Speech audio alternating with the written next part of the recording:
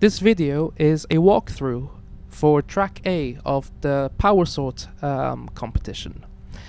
In this video, we aim to uncover what the submission process entails, as well as looking at an example notebook to hopefully give you a good idea and a source of inspiration for generating an input that would cause TimSort and Powersort to have the greatest difference in performance between themselves.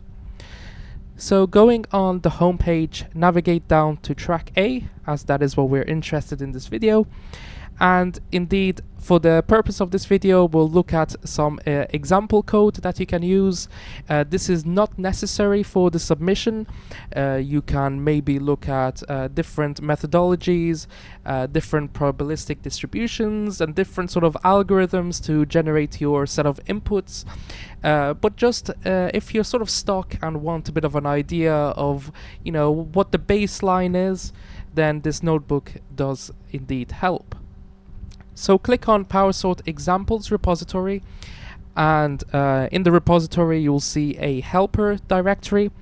These are pretty good if you want to get acquainted with how the sort of so-called metrics we use for the page, but also if you want to look at the Python implementations for Powersort and TimSort sorting algorithms.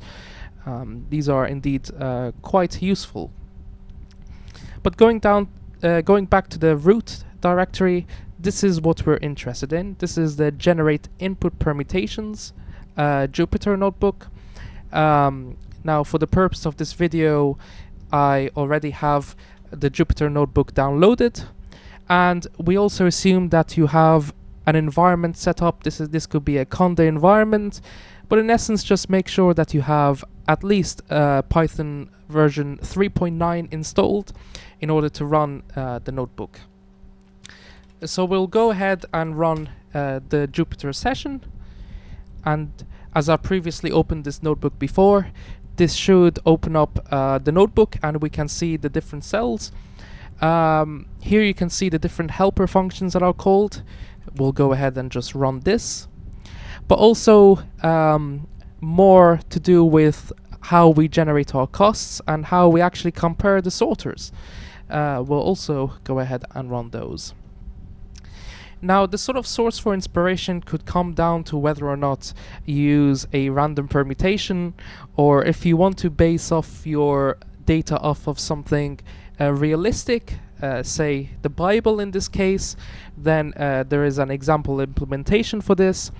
But also, if you want to be a bit more intuitive and a bit more complex about it, maybe you can look at putting some sort of numerical extremities at, say, different intervals in the elements. But whatever may happen, this notebook is pretty good. Take the time to digest everything, take the time to read everything that this competition asks for. And indeed, for just the purpose of this video, we'll go ahead and show you how you can actually do a submission, given that you actually have an example input generated. So for this, we'll just generate a random permutation. The random permutation, for the purpose of this video, will set the number of elements to be 10 in this list.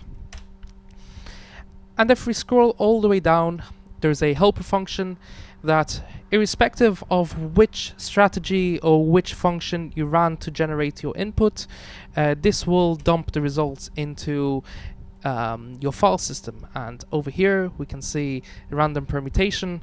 We have an input, a literal list with 10 elements within it. So let's say we're happy and we want to submit this for a competition. We'll go back to the competition. Please make sure you're logged in. If not, the page will nag you to log in. But by logging in, we make sure that we know who you are in terms of the winner and who we can email in terms of the winner. So just go to submit, track A, then come along.